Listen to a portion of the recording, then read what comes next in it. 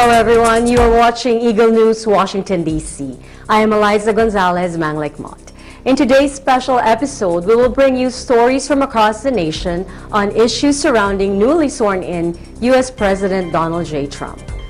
For the headlines. President Obama delivers a series of messages to the American people as his presidency concludes. Educators in New York take action against hate-based incidents in communities. Filipinos in America share thoughts on U.S. President Donald J. Trump. Nevadans take on Obamacare. Should it be replaced, repealed, or retained? Plus, a feature on the First Lady of the United States through the years. And stars who are holding back on U.S. President Donald Trump.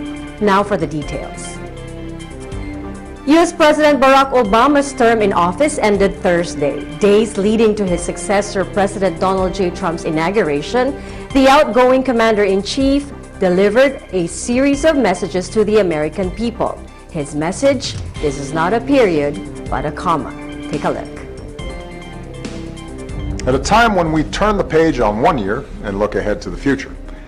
Just 8 years ago, as I prepared to take office, our economy teetered on the brink of depression. Nearly 800,000 Americans were losing their jobs each month. And on challenges from healthcare to climate change, we've been kicking the can down the road for way too long. 8 years later, you've told a different story. We turned recession into recovery, poverty is falling, incomes are rising. Almost every country on earth sees America as stronger and more respected today than they did 8 years ago. We have made extraordinary progress as a country these past 8 years. It was the result of tough choices we made and the result of your hard work and resilience. And to keep America moving forward is a task that falls to all of us. Sustaining and building on all we've achieved, that's going to take all of us working together. Because that's always been our story. The story of ordinary people coming together in the hard, slow, sometimes frustrating, but always vital work of self-government. It has been the privilege of my life to serve as your president. Know that I will be there with you every step of the way to ensure that this country forever strives to live up to the incredible promise of our founding.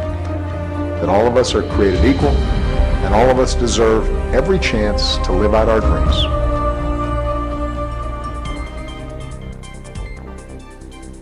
It was only in recent years that teachers, parents, and students have finally made a collective effort to stand up against the pressing problem of bullying.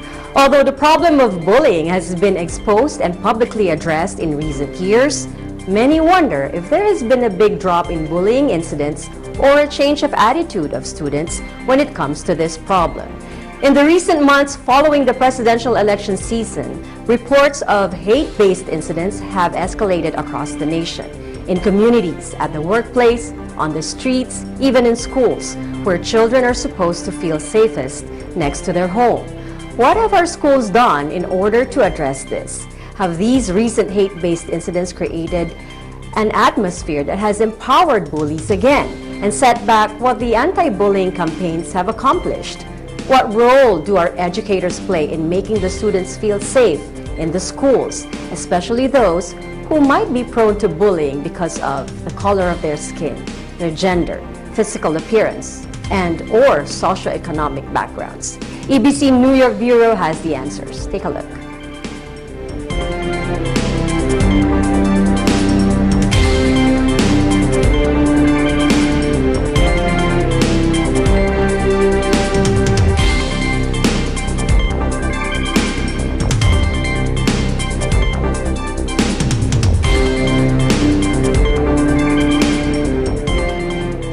This election was very complicated, obviously, for a lot of reasons, and at least at this school, I feel like there was a very strong vibe that Hillary Clinton was going to be our next president, and that would have meant a lot for a lot of people, especially the girls, who I thought were very much looking forward to that. A lot of it was like, Trump stinks, we wanted Hillary, and I'm like, they're 7, they don't know anything about these guys, the stances they, held, et cetera, et cetera. So a lot of it I just thought was just, propaganda. going with the flow. To just look at things with an open mind, understand the government. We have 3 branches, and everything will be okay.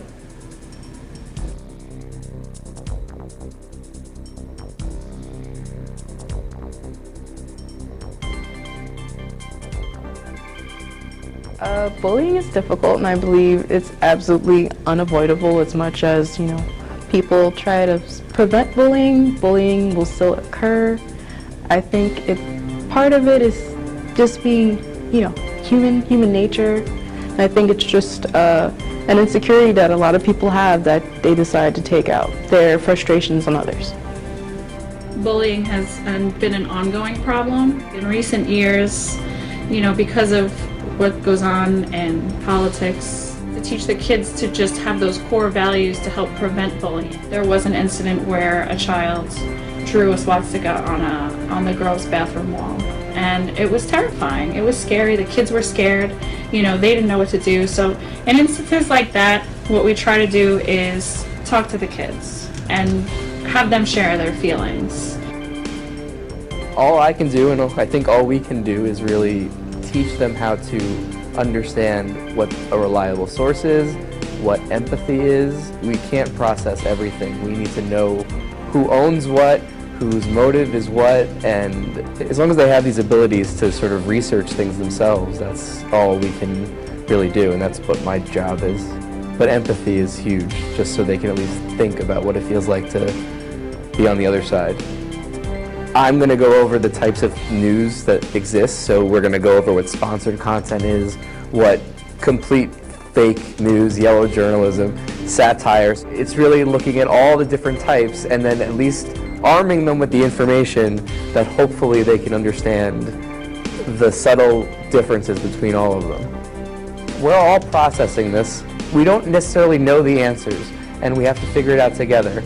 So it's important that we can hear each other and respect each other so that we have a chance to sort of get to the future. And then, if we don't like what we see, that they're the ones that are going to change it. Coming up, Filipinos in America share thoughts on U.S. President Donald J. Trump.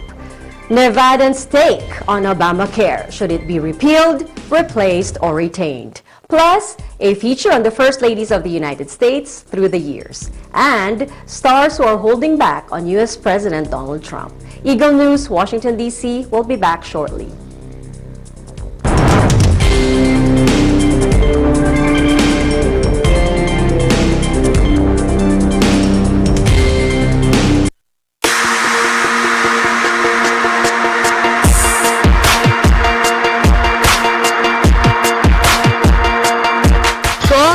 Fabulous. Happy Australia Week from Melbourne, Australia. If you're heading to the beach this week, make sure you slip, slop, slap. Slip on a shirt, slop on some sunscreen, and slap on a hat.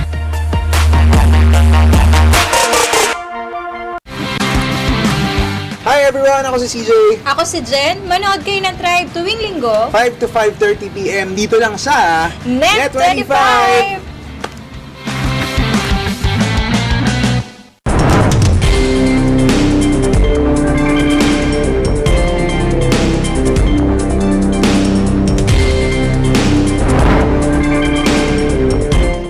Welcome back. You are still watching Eagle News, Washington, D.C. EBC Florida Bureau spoke to members of the Filipino community in Florida to ask them on their take on the newly sworn-in U.S. President Donald J. Trump. BJ Escoto with the story. Take a look. One of the issues that the coming Trump administration will face is the growing uncertainty of minority, ethnic, racial, and gender groups. Over 24 Filipino-American professionals gathered together to discuss important matters from their respective fields, as well as several upcoming cultural projects centering around the Filipino-American community. Some of the prominent figures in attendance for the council meeting today included lawyers, doctors, nurses, and a handful of veteran council leaders. Starting with me, I really did not like Trump at all. even just the primary, I said I don't like that man because he filed for bankruptcy 6 times. And for me, I've worked all my life. I came from a very, very poor family in the Philippines and I struggled all my life. For me to file for bankruptcy is just protecting your own asset, you protect yourself, and you forget other people.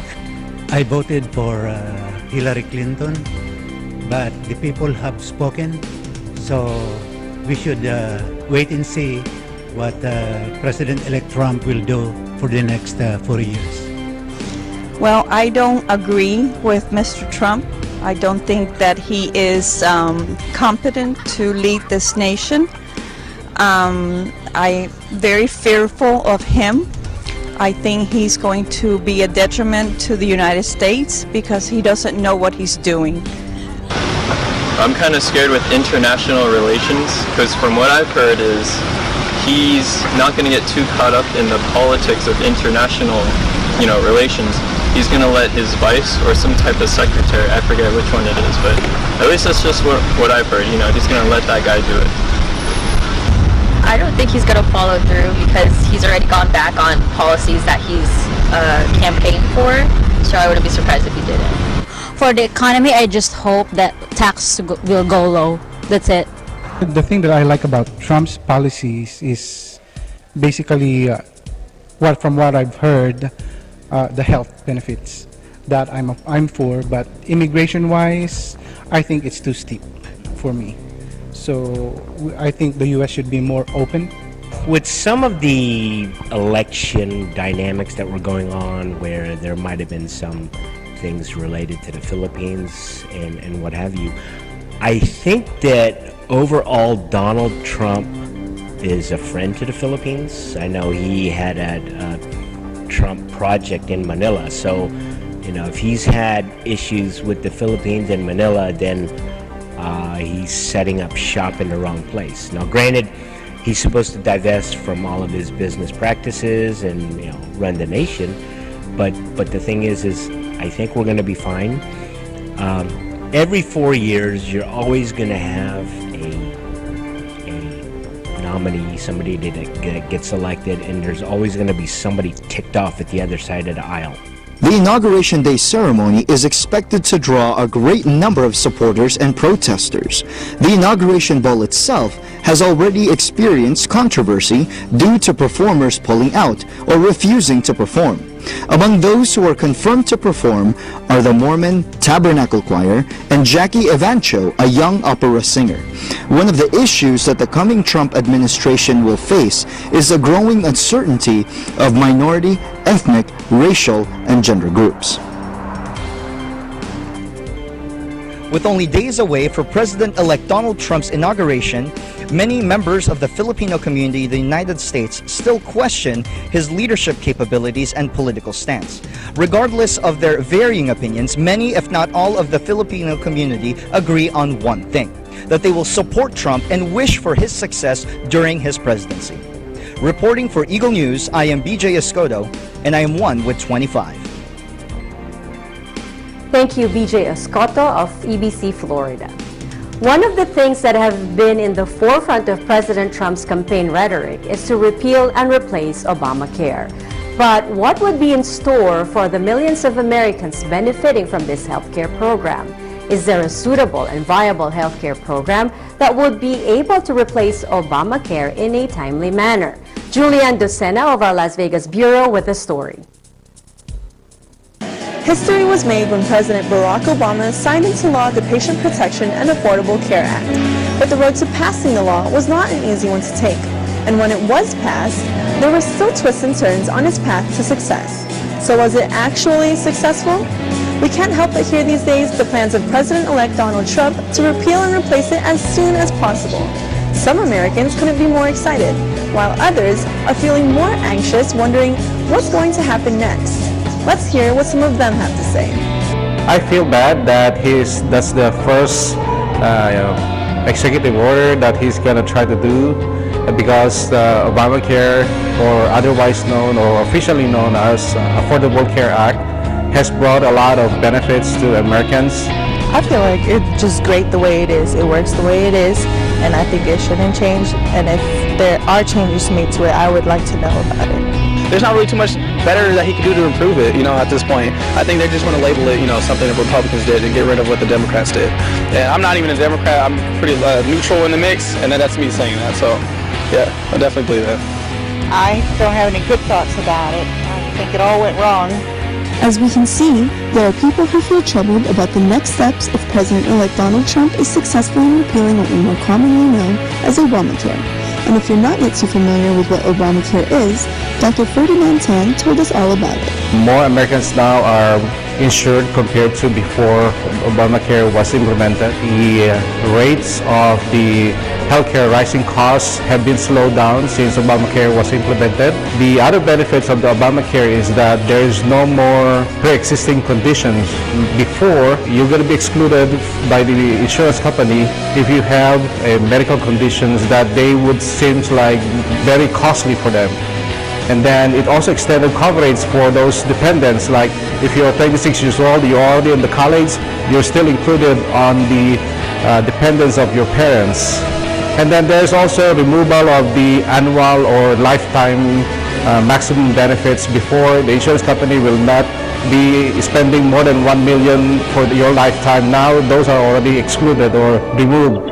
And then, of course, there are like other practices of insurance company that are being done in the past, like if you have pre-existing conditions and then you didn't declare it, you cannot be taking advantage of your own medical insurance if you have those existing conditions. Of course, we are in a capitalist country that everything is driven by profit, but the United States government can at least implement some measures that not everything is about profit. The benefits of Obamacare seem to have successfully made a difference in some American lives, but we can't ignore the fact that it failed to please the nation as a whole. We also cannot ignore that even top government officials are also at odds with what kind of new healthcare plan can be implemented. So we can only remain hopeful that what our new leaders have in store for us will help our country progress. But the first order of business is to repeal and replace Obamacare. The Republican plan to cut health care wouldn't make America great again, it would make America sick again and lead to chaos instead of affordable care. This is about people paying higher premiums every year and feeling powerless to stop it. It's about families paying deductibles that are so high, it doesn't even feel like you have health insurance in the first place. That he has admonished the Congress to be careful. And I reiterated that before the Republican conference today. Look, we're talking about people's lives. I am saying to every Republican right now, if you, in fact, can put a plan together that is demonstrably better than what Obamacare is doing, I will publicly support repealing Obamacare and replacing it with your plan. But I want to see it first. From Las Vegas, Nevada, I'm EBC correspondent Julianne Docena, and I am one with 25. Thank you, Julianne Docena. When we come back, we will bring you a feature on the First Ladies of the United States through the years and stars who are holding back on U.S. President Donald Trump. Eagle News, Washington, D.C. will be back shortly.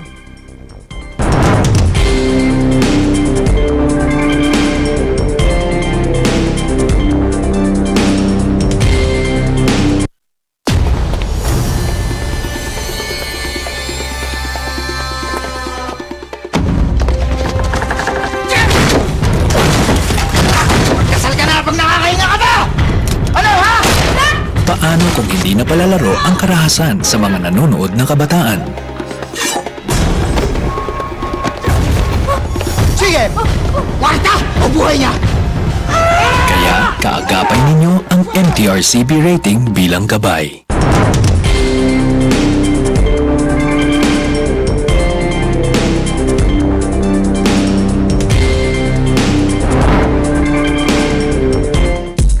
Welcome back. You are watching Eagle News, Washington, D.C. The nation's fascination is not only focused on what the President of the United States has to offer to help make the country great again. The role of the presidential spouse and the title of First Lady of the United States although not addressed in the Constitution, cannot escape the public's critical eye. There was a time when the spouses of the presidents were only expected to be the hostesses of the official residence of the President of the United States. Eventually, the First Ladies of the United States took on a bigger role and a louder voice, from fashion and trend-setting to covering for the president in social functions to civic movements and bridging the gap between the people and the highest office in the land. The role of the First Lady of the United States has morphed into a very significant and influential one. Jennifer Paulintan of EBC New York has more. Take a look. There's a saying that behind every great man is an even greater woman. And while every president of the United States leaves an indelible mark upon our history, so does the FLOTUS. And what is FLOTUS? It's an acronym for the First Lady of the United States. The term was first coined in the 1980s, where it might have originated as the Secret Service's code for Nancy Reagan, Ronald Reagan's wife. Though according to history, the first FLOTUS would have been Martha Washington 227 years ago. The role of the First Lady has changed over the years. Some take on roles in political campaigns, while others take on more social causes. But one thing remains the same over the years: the FLOTUS has a huge influence in a variety of areas, anywhere from fashion to public policy. And because of their popularity, they remain the focus in the public eye long after their husbands' terms have ended. Take, for example, Jacqueline Kennedy Onassis. Other notable First Ladies in history: Nancy Reagan campaigned against drugs with her Just Say No initiative, while Hillary Clinton fought for gender equality and healthcare reform while her husband was president. She, of course, gained more attention when she ran against Trump for the presidential race this past year. Our current FLOTUS is Michelle Obama, and she is the first African-American First Lady of the United States. She's been viewed for years as a role model for women, an advocate for healthy families and for higher education. In 2009, Michelle Obama planted the White House Kitchen Garden to initiate conversations about health, and this led to the launching of her program, Let's Move. This program was launched in 2010 to help kids and families lead healthier lives. To support this program, President Obama established the first ever task force on childhood obesity and developed a plan to engage families and put them on a path to healthier living. Michelle Obama will be missed by many because she has gained a lot of popularity in the hearts of Americans. Our new incoming FLOTUS sure has big shoes to fill. Donald Trump's wife, Melania Trump, hasn't even stepped into the White House, and she's already setting some precedents. She will not be moving into the White House after her husband takes oath. Instead, she'll continue to live in New York until their youngest son finishes the school year. But what plans and initiatives does Melania have while she is the First Lady? During a speech she gave before her husband was elected, she stated that as FLOTUS, she would fight online bullying and press for the advancement of women. Well, you know what they say, as one door closes, another one opens, and we're all eagerly waiting to see what the next 4 years will hold for us. Donald Trump has been making headlines in the news for months now, and one thing is most certain, that Melania will be having her share of news-breaking stories as well. For Eagle News International, the New York Bureau, I'm Jennifer Paulintan, and I am 1 with 25. Thank you, Jennifer Paulintan of EBC New York. Many an artist, especially the budding ones, would do anything for a crack at stardom. Not everyone gets the opportunity to be asked to perform for the president's inauguration ceremony. And yet, not everyone who are asked will just jump at the chance, no matter what the price tag is. Artists have become very vocal about their political views and standpoint. Not only have they inserted their ideals in their music or their productions, some have even gone to the lengths of instigating rallies and movements to speak their minds, hoping to make a difference. Ken Cruz of EBC Los Angeles shares with us why stars of Hollywood are saying no to the new president. Take a look. Hi, Ken Cruz here reporting from Los Angeles, California, home of a full gamut of celebrities from A-list stars to amateur actors and musicians. They don't agree on much, but they have taken a united stand to boycott the upcoming inauguration of Donald J. Trump. Now, this is in stark contrast to 8 years ago when Barack Obama was sworn in office.